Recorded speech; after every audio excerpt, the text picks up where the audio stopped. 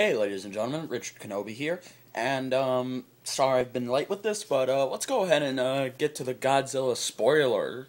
I guess I'll just start off by saying, the movie was about 2 hours long, which is good, but we're gonna be talking about a lot of spoilers, but I'll try and sum up as best as I can. So the first spoiler that I guess I'm really not happy about is the way that Bryan Cranston died his character just died. It was only about maybe about I want to say 30 minutes in, and then they decided to just kill him off after they were going to ask him, okay, what do you know about this creature? Tell us. And he just died. He couldn't tell them. Also. Now, some people have also been complaining that, Aaron Tara Johnson's character is just a bland soldier who's just doing everything for his family. Well, put yourself in his position. I mean, if my father, who was a top scientist, who knew something more about what was going on that day, died, I wouldn't know anything because I'm not a scientist. I'm a damn soldier. The fact that there were no other monsters, and it's funny because when you see that cocoon at the beginning, you think it's Godzilla, but it's not. It's actually two other monsters. One of them hatches, and the other one hatches later on. So that's very interesting. Well, let's go ahead and talk about the monsters. I forget their names, but let's be honest, I was not happy with the selection. I wish Godzilla would have fought just at least one more monster, because, well, then again, he usually fights one monster, so I'm glad they amped it up, but it just would have been awesome if it was, if it was one more monster. Well, speaking of monsters, Mothra is going to be in the next movie.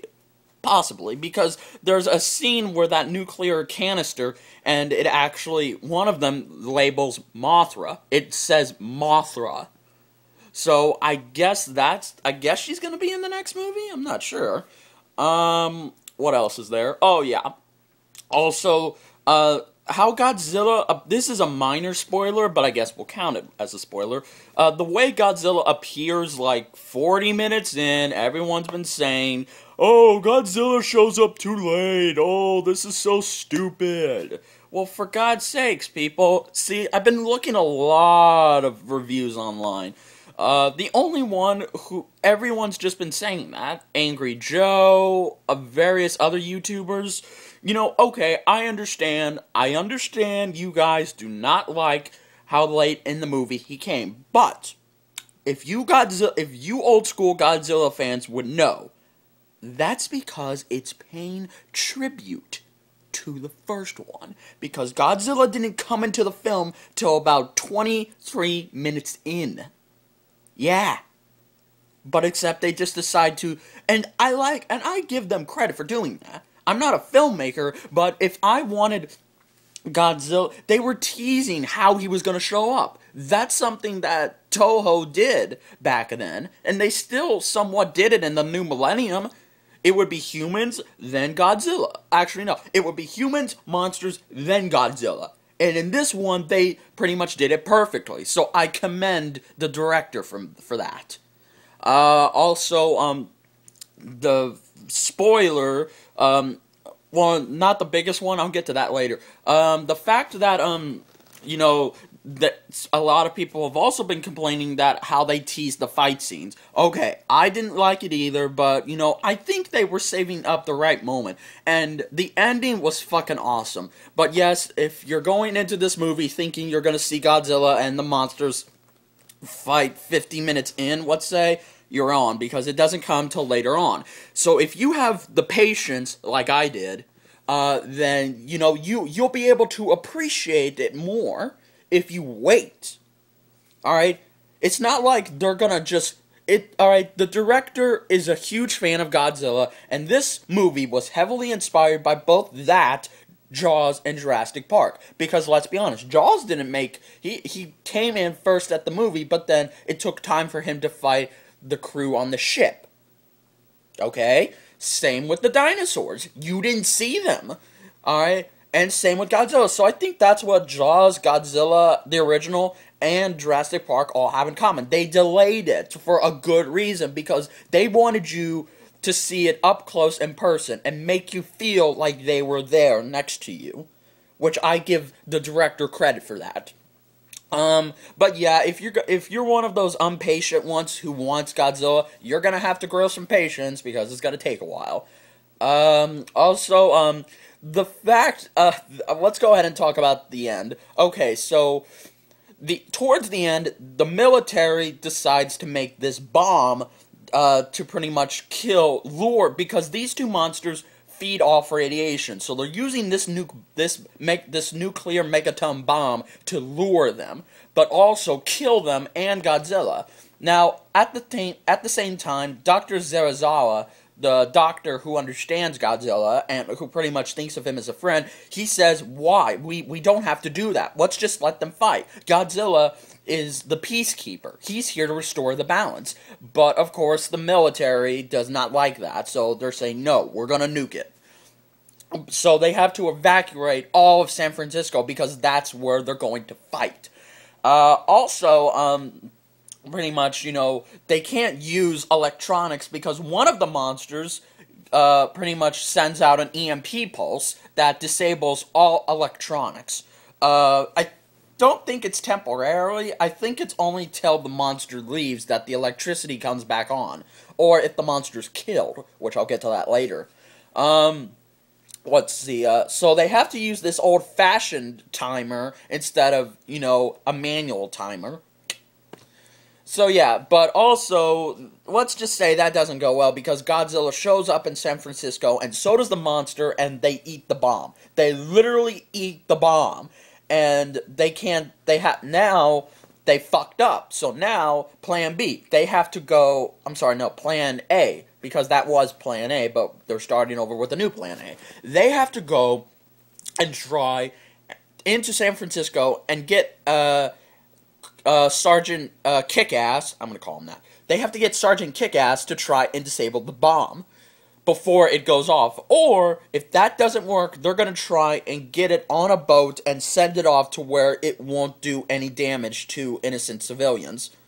Which is good, but let's just say, when they go into San Francisco, you could see the damage Godzilla and the monsters cause, because everything's on fire, everything is in a decayed look, and the buildings are just scattered all over the place. Like, you wouldn't believe it. And that scene that was teased in the trailer, where all the soldiers are jumping out of the plane, and in Halo style, because they call it Halo jumping, where they jump, I think it's like 30,000 feet, they jump down, and they... Oh, wait, no, I'm sorry. It's 50,000 feet. I'm sorry. They jump down 50,000 feet, and they slowly go down into San Francisco. And you could see through Sergeant Kickass's visor in a POS kind of way. You could see just what's going on. You can see Godzilla fighting the monster. And it's just so amazing to see it from that angle, because it's so fucking awesome. Okay, so towards the end, they've been gathering the reason why the monsters have been gathering radiation is because they're trying to repopulate their species. So when they go to find the bomb, they not only find the bomb, but, they find a whole nest of those creatures ready to come out. So, when all the other soldiers leave, Sergeant Kickass decides, no, I'm gonna stop this. So, what he does, he breaks open a tank of gasoline, and that sets off an explosion. And it kills all of them, leaving no survivors. Now, on the whole of this, Godzilla is fighting the two monsters. So when the explosion happens, one of the monsters notices the explosion, and the mother is pissed off. So she tries to eat Sergeant Kickass, but then, out of nowhere, Godzilla charges up his atomic breath and fires it. It's so awesome. And he pretty much kills one of them, and then Sergeant Kickass gets up slowly, and he's going to try and still disable the bomb. But, unfortunately, it still won't budge. So he decides, I'm going to have to sacrifice myself. And don't worry, he doesn't die, he just tries to sacrifice himself. So, pretty much what he does, he takes a bomb out and he tries to get rid of the bomb. But then, as all the soldiers are dead, the father goes up to him and he tries to kill him. But then, and before this, after Godzilla kills the first monster, he passes out and he's tired. And but before he passes out, he looks at Aaron's character. And he looks at him like, thank you. He doesn't say thank you, but he looks at him as he wants to say thank you, and he passes out. So back to this. So God's, just when it looks like Aaron's about to die again, that's when Godzilla gets up, and he beats the shit out of him, and he does one of the most awesomest moves that he's done before. He does King Kong's Fatality, but he adds his own unique twist. Now, if you don't know what King Kong's Fatality is, I'll explain. In the 1933 stop-motion King Kong rips open this dinosaur's jaw and nearly kills him. Now, in Godzilla vs. Mechagodzilla, Godzilla decides to do this, but it's not Godzilla, it's Mechagodzilla. So he does that to Gamera. I think that's a Gamera. Yeah, Gamera. And he nearly kills him. And now he decides to do it again. But this time it's different. He rips open his jaw and he breathes atomic fire into him. It's just so amazing. It's just so fucking awesome. And then that's when he passes out again. But this time he stays passed out till the morning, and the military is able to rescue Aaron, and the bomb goes off. No innocents were killed. The day was saved. So then, towards the end, Godzilla, everyone's getting out of the safe bunkers, and Aaron and his son meet up with Scarlet Witch, Elizabeth Olsen. Yes, they're married in this one, even though that's kind of weird, because they're going to be brothers and sisters in Avengers, but I digress. So anyway, after that, there's still, the Japanese scientists and the American scientists are gathering around Godzilla, and they're trying to study him. They're trying to see if he's awake. So then, out of nowhere, he breathes, he gets up, and that's when you see him on the news station, but it's titled, The King of the Monsters, Savior of Earth. Hell yes, that is awesome. So he gets up, he does his classic war, and he gets back in the ocean to go and rest. So yeah, that was the spoiler one. Now, be in mind, there were a lot more spoilers. I may have missed them, but I'm sorry, it's just, I'm tired, and it's hard for me to, remember everything at once. But most of that stuff does happen.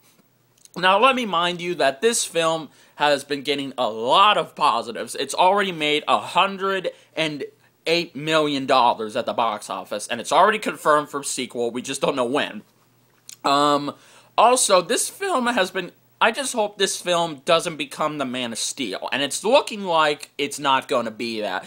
And what do I mean by saying it's going to become the Man of Steel of 2014? Well, let me explain. When everyone went to see Man of Steel last year, let's just say it had both positives and negatives, but mostly negatives because it wasn't the Superman film people wanted to see.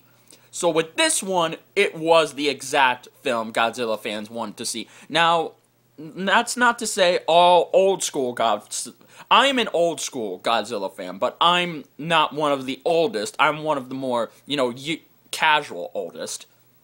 Because like I said, I saw a couple of the Godzilla films when I was a kid, and I didn't even know there was an American-made Godzilla film until I was pretty much still in high school.